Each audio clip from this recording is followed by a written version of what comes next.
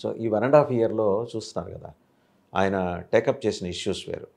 పత్తి రైతుల కోసం, పొగాకు రైతుల కోసం, అట్లా మామిడి రైతుల కోసం నిలబడ్డారు, ఆందోళనలు చేశారు. సో అదొకటి. ఈరోజు ఆయన ఎప్పుడు ఆయనకు ఒక నమ్మకం ఉంది. అంటే ఇవాళ విద్యార్థి తరాన్ని గనక జాగ్రత్తగా మౌల్డ్ చేయగలిగితే రేపొద్దున ఒక మంచి కాజ్ తోటి వాళ్ళు సమాజంలో పనిచేస్తారని చెప్పేసి. సో దానికోసం అని చెప్పేసి ఆయన ఆలోచన ప్రైవేట్ మెడికల్ కాలేజీలు వద్దు, గవర్నమెంట్ మెడికల్ కాలేజీలు చేద్దామని ఒక 17 ప్లాన్ చేశారు. ఒక 5 ఏలూరు, రాజమండ్రి, నంద్యాల, ఇంకొక 2 చేశారు, విజయనగరం కూడా. ఈరోజు గవర్నమెంట్ తీసుకున్న నిర్ణయంతో ఏంటంటే మిగిలిన చోట్ల మాకు సీట్లు వద్దనేసరికి తప్పనిసరి 700 సీట్లు వదులుకోవాల్సి వచ్చింది. నేషనల్ మెడికల్ కమిషన్కి గవర్నమెంట్ లెటర్ రాసింది. ఈరోజు ఆయన తీసుకున్న స్టాండ్ ఉంది, జగన్మోహన్ రెడ్డి తీసుకున్న స్టాండ్. ఎలాంటి పరిణామాలు ఆయన అనుకున్న లక్ష్యం దిశగా వెళ్తాయి అంటే ఆయన ఆపగలడు. ఎందుకంటే ఆయన్ని గవర్నమెంట్ కూడా వార్న్ చేసింది, మీ తాత కూడా ఏం చేయలేడు అన్నాడు సత్యకుమార్ గారు. సరే ఆయన వాళ్ళ తాత ఎలాగో ఏం చేయలేరు అనుకోండి, ఆయన లేరు కాబట్టి. అంటే అంత పర్సనల్గా ఎందుకు తీసుకుంటుంది గవర్నమెంట్? అది ఆయన నిలబడింది స్టూడెంట్స్ కాజ్ కోసం, ఏ కేసుల గురించి కాదు. ఎప్పుడైనా గవర్నమెంట్ అనేది పాజిటివ్ వేలో వెళ్ళాలి తప్ప నెగిటివ్ వేలో వెళ్తే ఉపయోగం లేదు. ఒక సమస్యని ప్రతిపక్షం మన ముందుకు తీసుకొచ్చినప్పుడు దాని మీద ఆలోచించాలి. దాని మీద కనీసం వాళ్ళు ఇప్పుడు 3 కూటమిగా ఉన్నాయి కాబట్టి వాళ్ళ కూటమిలో వాళ్ళు చర్చించుకోవాలి. ఏంటి దీన్ని ఇంత సీరియస్గా తీసుకొని జగన్మోహన్ రెడ్డి గారు ప్రతిపక్ష నాయకుడు ఆయన ఎందుకు ఇంత సీరియస్గా తీసుకున్నాడు, దీనికి ఎందుకు ఇంత రెస్పాన్స్ వస్తుంది? ఆయన తీసుకోవడం పెద్ద విషయం కాదు. సంవత్సరాల కాలంలో ఎన్నో తీసుకుని ఉంటారు. అంతకుముందు తెలుగుదేశం వాళ్ళు జగన్మోహన్ రెడ్డి గారి మీద బోళని తీసుకుంటారు. కానీ వేటికి ప్రజల నుంచి రెస్పాన్స్ వస్తుంది, ఇది చాలా ఇంపార్టెంట్. మరి మిగతా వాటితో పోలిస్తే దీనికి ఎందుకని ప్రజల నుంచి ఇంత రెస్పాన్స్ వస్తుంది, ఎందుకని మీడియాలో కూడా దీని మీద ఇంత రెస్పాన్స్ వస్తుంది? అది పాజిటివ్గా కానివ్వండి, నెగిటివ్గా కానివ్వండి, దీని మీద విస్తృతమైన చర్చ జరుగుతుంది. జాతీయ మీడియా మాట్లాడుతుంది. జాతీయ మీడియా కూడా దీని మీద మాట్లాడుతోంది. అంటే ఎందుకు మాట్లాడుతోంది? దీని మీద పాజిటివ్గా ఆలోచించి దాని మీద ఏదో ఒక నిర్ణయం తీసుకోవాలి తప్ప ప్రతిపక్ష నాయకుడు ఏదో విమర్శించాడు కాబట్టి మనం ఎదురు విమర్శిద్దామంటే వర్కౌట్ కాదు. ఇది ప్రతిపక్ష నాయకుడికి, ప్రభుత్వానికి సంబంధించిన విషయం కాదు. ఇది ప్రజలకు సంబంధించిన అంశం, పైగా పర్టికులర్గా స్టూడెంట్స్కి సంబంధించిన అంశం.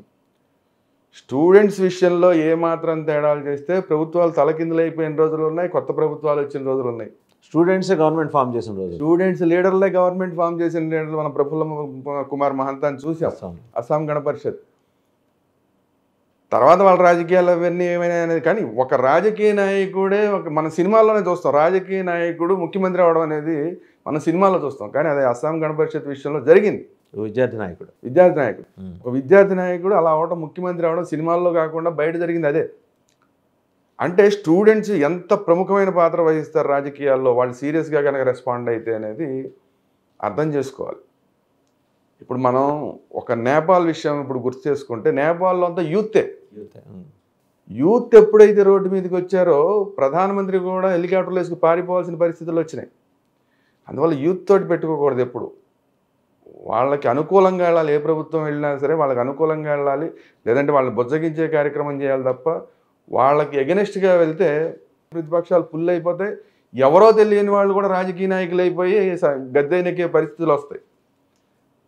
ఇవన్నీ రాకుండా ఉండాలంటే నేపాల్లో ఏదైతే జరిగిందో అది మొత్తం రాజకీయ నాయకులందరూ కూడా దాన్ని ఒక గుణపాఠంగా తీసుకోవాలి. తీసుకోకుండా కరెక్ట్ కాజ్ మీద మాట్లాడినప్పుడు నువ్వు రెస్పాండ్ అయి తీరాల్సిందే, నువ్వు సరిగ్గా రెస్పాండ్ అయి తీరాల్సిందే.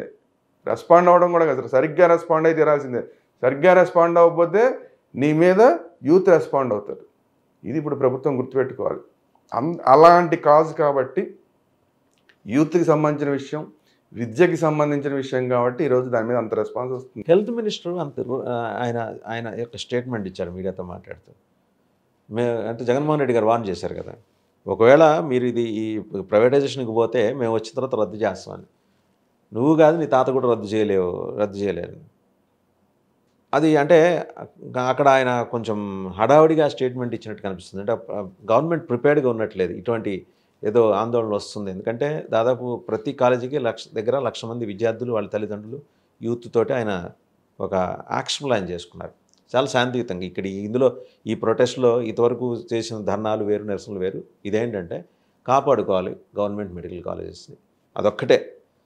ఇది దేశవ్యాప్తంగా ఇప్పుడు ఢిల్లీ చూస్తుంది ఇటువైపు. బీజేపీ కూడా చూస్తుంది ఏం జరుగుతుంది అనేది. మరి అదే బీజేపీ నుంచి ఉన్న మంత్రి మీ తాత కూడా ఏం చేయలేడంటారు. వాట్ డస్ ఇట్ మీన్ అండి? అంటే ఇప్పుడు ఇందులో minority partner Bharatiya Janata party అనేది దీంట్లో మైనారిటీ పార్ట్నర్, ఈ కూటమి ప్రభుత్వంలో మైనారిటీ పార్ట్నర్. ఆ మైనారిటీ పార్ట్నర్లో కూడా ఉన్న ఏకైక రిప్రజెంటేటివ్ ఆయన సత్యకుమార్ యాదవ్ గారు. అంతకుమించి ఆయనకి సపోర్ట్ ఇచ్చేవాళ్ళు కూడా లేరు. పక్కన ఇంకో మంత్రి ఇంకోళ్ళు ఎవరో ఉంటే ఆయనకి ఏమైనా సపోర్ట్ ఇవ్వడానికి అవకాశం ఉంటుంది, కొంచెం మాట్లాడడానికైనా అవకాశం ఉంటుంది. అసలు మాట్లాడడానికి అవకాశం ఉందా లేదా మనకు తెలియదు. మామూలు న్యాచురల్గా సత్యకుమార్ అయితే ఇలా మాట్లాడే మనిషి కాదు. ఎందుకంటే జాతీయ స్థాయిలో దాన్ని సీరియస్ అంశంగా ఆయన పనిచేసిందే జాతీయ స్థాయిలో. ఆయన జాతీయ స్థాయిలో పనిచేశాడు, జాతీయ స్థాయిలో మొత్తం దేశం అంతా తిరిగాడు. ఇప్పుడున్న భారతీయ జనతా పార్టీ అక్కడ ఉన్న ప్రభుత్వం కూడా, కేంద్రంలో ఉన్న ప్రభుత్వం కూడా ఎక్కడెక్కడ ఇలాంటి మెడికల్ కాలేజ్ ఇవ్వాలి, ఇంకా మెడికల్ సీట్లు పెంచాలి అని చూస్తుంది.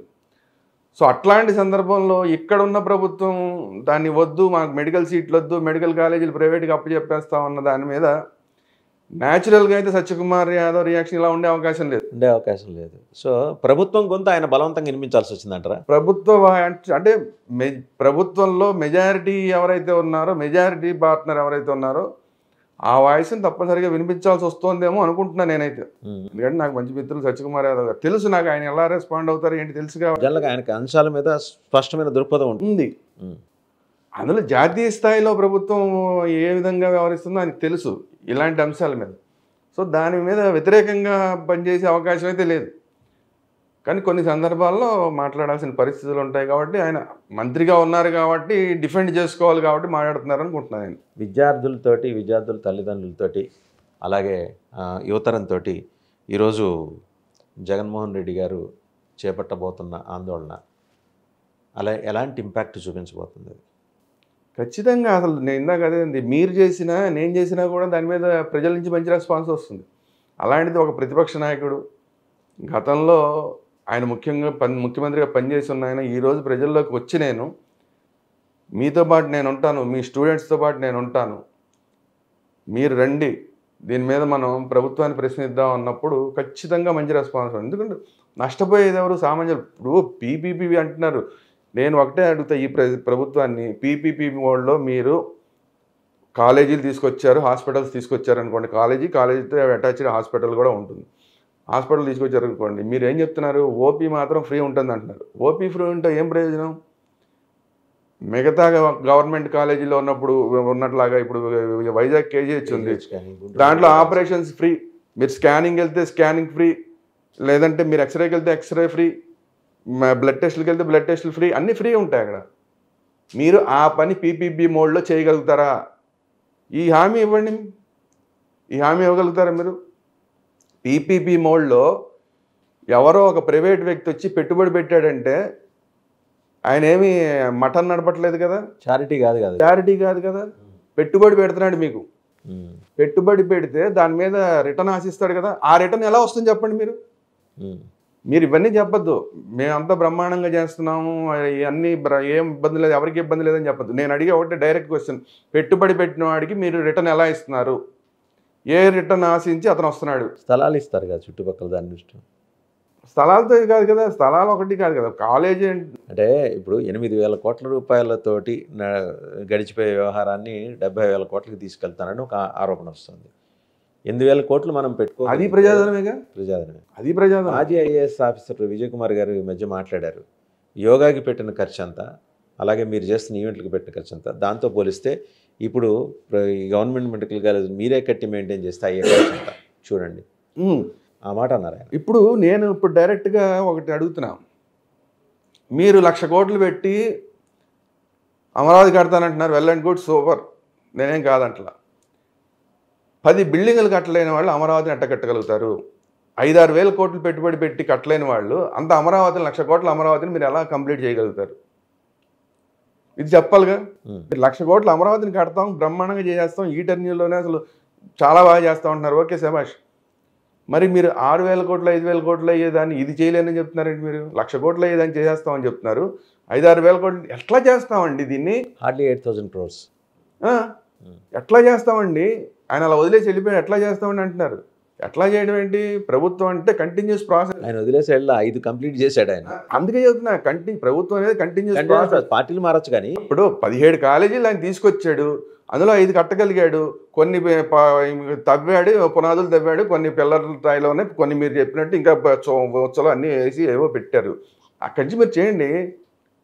ప్రభుత్వం కంటిన్యూ చేయమని కదా మీకు ఇచ్చింది. అక్కడ గత ప్రభుత్వంలో యాజ్ ఈజ్గా ఆపేసి మీరు మొత్తం అంతా కొత్తగా చేయండి. మంచిని కంటిన్యూ చేయొచ్చు, ఏముంది? ఎవడు చేద్దానండి? మీకు పునాదులు కలిసి వచ్చినాయి కదా, పునాదుల నుంచి చేయాల్సిన అవసరం లేదు కదా. కొన్ని ఏమో బిల్డింగ్లే లేపేశారు కదా, కొత్తగా బిల్డింగ్ కట్టాల్సిన అవసరం లేదు కదా. కొన్ని పునాదుల దాకా వేసారు, అక్కడి నుంచి కంటిన్యూ. సీట్లు వదులుకోవటాన్ని ఎలా చూస్తున్నారు సార్? పైగా మనమే రాయటం లెటర్ 700 సీట్లు. అసలు అన్యాయం అయిపోలా. ఇంకోటి ఏంటంటే అండి, మామూలుగా కేంద్ర ప్రభుత్వం నుంచి మెడికల్ సీట్లు తెచ్చుకోవడం చాలా కష్టం, చాలా ఫైట్ చేసి తెచ్చుకోవాలి. భగీరథ ప్రయత్నం అది. అలాంటిది ఆల్రెడీ వచ్చిన దాన్ని మనం వెనక్కి పంపించేయాల్సి వచ్చిందంటే ఎంత దౌర్భాగ్య విషయం. ఎంతమంది పిల్లలకి అన్యాయం జరిగింది. మీకు ప్రభుత్వ మెడికల్ కాలేజీల్లో అవకాశం అంటే అది లడ్డూ దొరికినట్టే. బాబు నీకు లడ్డు కావాలంటే తీసుకున్నాడు. సామాన్య ప్రజలకి, అంతే కదా, సామాన్య ప్రజలకి లడ్డు ఇచ్చినట్టు, తిరుపతి లడ్డు ఇచ్చినంత ఆనందపడిపోతాడు ఎవడన్నా మెడికల్ కాలేజీ, ప్రభుత్వ మెడికల్ కాలేజీలో సీట్ వచ్చిందంటే. ఇప్పుడు వాళ్ళు ఎక్కడికి పరిగెట్టాలి? ఈ ఫీజులు భరించలేరు. మళ్ళీ తక్కువగా ఎక్కడ వస్తాయని ఏ రష్యానో ఇంకోటి వెళ్ళి ఇంట్లో వాళ్ళందరూ అప్పులు చేసి ఆ అప్పులు కట్టలేని పరిస్థితుల్లోకి తల్లిదండ్రులు వెళ్ళిపోయి మొత్తం వ్యవస్థ అంతా మారిపోవట్లేదా? వాళ్ళ పిల్లల కుటుంబాలన్నీ ఛిద్రమైపోవట్లేదా? మనం చేసిన ఒక పనికి అవకాశం ఉండి ప్రభుత్వ మెడికల్ కాలేజీలు మనకి ఇచ్చారు, అవకాశం ఉంది, దీన్ని జస్ట్ 5-6 వేల కోట్లలో కంప్లీట్ చేయగలిగితే అంతమంది ఉపయోగపడుతుంది. అది దాన్ని కాదని అది కంప్లీట్ చేయమంటున్నారు, ప్రైవేట్కి ఇస్తా ఉన్నారు. ప్రైవేట్కి ఇస్తా అన్నా మీరు సీట్లు రేట్లు పెంచేస్తారు కదా. ప్రభుత్వ మెడికల్ కాలేజీలో మామూలు వచ్చే సీట్లు లాగా రావు కదా. మరి అది సామాన్య ప్రజలకు అందుబాటులోకి లేకుండా పోయినట్టే కదా. మీరు ఎవరి కోసం కడుతున్నారు? పీపీపీ వాళ్ళు ఎవరి కోసం కడుతున్నారు? సామాన్యుల కోసం కడుతున్నారా, డబ్బున్న వాళ్ళ కోసం కడుతున్నారా? డబ్బున్న వాళ్ళ కోసం చేసేటైతే ఇంకా అసలు అది కట్టినందువల్ల ఉపయోగం ఏంటి? ప్రభుత్వం అనేది సామాన్య ప్రజల కోసం పనిచేయాలి తప్ప డబ్బున్న వాళ్ళ కోసం పనిచేయడం కాదు కదా. వాళ్ళు ఎదురికి మామూలు ప్రైవేట్ కాలేజీలో చదువుకుంటారు. పీపీపీ మోడ్లోనే అక్కర్లేదు. మామూలు ప్రైవేట్ కాలేజీలు అంటే గవర్నమెంట్ ఇంకో పని చేయొచ్చు. కావాలంటే ప్రైవేట్ మెడికల్ కాలేజీలు ఏర్పాటు చేయాలనుకున్న వాళ్ళ కోసం విడిగా వాళ్ళకి ఎకరం 99 పైసలు చెప్పినట్టు ఇవ్వచ్చు, తప్పేం లేదు. అది ఇచ్చి వాటిని సపరేట్ కట్టుకుంటారు, డబ్బున్న వాళ్ళు అందులో చేస్తారు. మీరు ప్రభుత్వ కళాశాలల కోసం వచ్చిన అవకాశాన్ని దాంట్లో ప్రైవేట్ని చేర్చి దాంట్లో సామాన్యుడికి అవకాశం లేకుండా చేస్తే ఆ డబ్బున్న మెడికల్ కాలేజీల్లోనూ డబ్బున్న వాళ్ళు చేరతారు, ఇందులో కూడా డబ్బున్న వాళ్ళే వచ్చి చేరిపోతారు. అందులోనూ డబ్బున్న వాడే చేరి, ఇందులో డబ్బున్న వాడే చేరి సామాన్యుడికి అవకాశం ఏది? అదే అది ఇప్పుడు కరెక్ట్గా ఆ కాజ్ పట్టుకుని now is fighting for the cause of oppressed sections. Right cause 100% right cause కదా. ప్రభుత్వం ఏం చెప్పింది అనేది కాదు ఇది ఇప్పుడు సమస్య. ప్రజల వైపు కోణంలోంచి ఏంటి, స్టూడెంట్స్ వైపు నుంచి కోణంలో ఇది ఏంటి? నువ్వు 5-6 వేల కోట్లు ఖర్చు పెట్టలేనాడు, 1,00,000 కోట్లు పెట్టి నేను అమరావతి కడతానంటో, ఇంకో ఎన్నో వేల కోట్లు పెట్టి అక్కడ ఏంటి పోలవరం ప్రాజెక్ట్ కడతానంటో. అదైతే మొత్తం డబ్బులన్నీ కేంద్ర ప్రభుత్వం ఇస్తున్నా కూడా అదే కేంద్ర ప్రభుత్వం పూర్తిగా డబ్బులు ఇస్తున్నా కూడా దానికి ముందు పెట్టుబడి పెట్టడానికి కూడా మన దగ్గర లేని పరిస్థితే.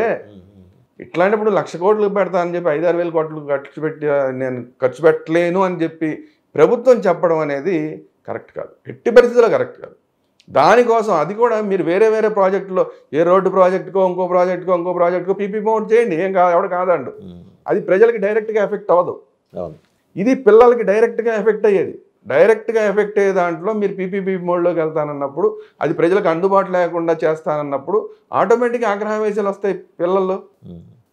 ఇప్పుడు మెడికల్ కాలేజ్ డాక్టర్లు అవుదామని కళ్ళగన్న వాళ్ళందరికీ మీ మీద కోపం వస్తుంది. రైట్ కాజ్ని ఆయన ఎన్నుకున్నప్పుడు ఆయనకి పాజిటివ్ వస్తుంది. ఆయనకి రాకుండా చేసుకునేలాగా చూసుకోవాల్సిన బాధ్యత మీది. ప్రభుత్వంలో ఉండి మీరే అవకాశం ఇస్తున్నారు. పైగా అది ఆ ప్రైవేట్ గవర్నమెంట్ మెడికల్ కాలేజీల్లో తీసుకురావాలనేది ఆయన బ్రెయిన్ చైల్డ్ ప్రాజెక్ట్. అది ఖచ్చితంగా తీసుకురావాలి. ఇప్పుడు మీరు గమనించండి, 1923 నుంచి 99 వరకు అనుకుంటా మనకి 23 మెడికల్ కాలేజీలు ఉన్నాయి. 23 కాదు, 12 ఎన్నో ఉన్నాయి. ఆ తర్వాత కూడా మరి ఇంతకుముందు 4 సార్లు ఈయన ముఖ్యమంత్రిగా ఉన్నారు. ఈ did not bring in any government medical college. But ఈయన వచ్చిన తర్వాత ఈ హ్యాస్ ప్రపోజ్డ్ ఒక ప్రొయాక్టివ్ ప్రాసెస్ ప్రపోజ్ చేసి ఇనిషియేట్ చేశారు. ఒక 5 కట్టగలిగారు, పోస్ట్ కరోనా చేయగలిగారు. లేకపోతే కరోనా లేకపోతే కంప్లీట్ చేసి ఉండేవాళ్ళేమో. ఆ 5లో ఉన్న సీట్లని మిగిలిన చోట్ల ఉన్నాయి 704. ఒక్క పాడేరు మాత్రం మిగిలింది, ఎందుకంటే గవర్నమెంట్ ఆఫ్ ఇండియా అందులో ఇన్వాల్వ్ అయింది కాబట్టి 50 సీట్లు మిగిలినాయి మనకి. లేకపోతే అవి కూడా పోయేవి. అండ్ గవర్నమెంట్ ఆఫ్ ఇండియా కూడా దాంట్లో ఇనిషియేటివ్ ఉంది, ఏజెన్సీ ఏరియాలో గట్రా. ఏజెన్సీ ఏరియా కాబట్టి. సరే, ఈ apart from all these things అండి,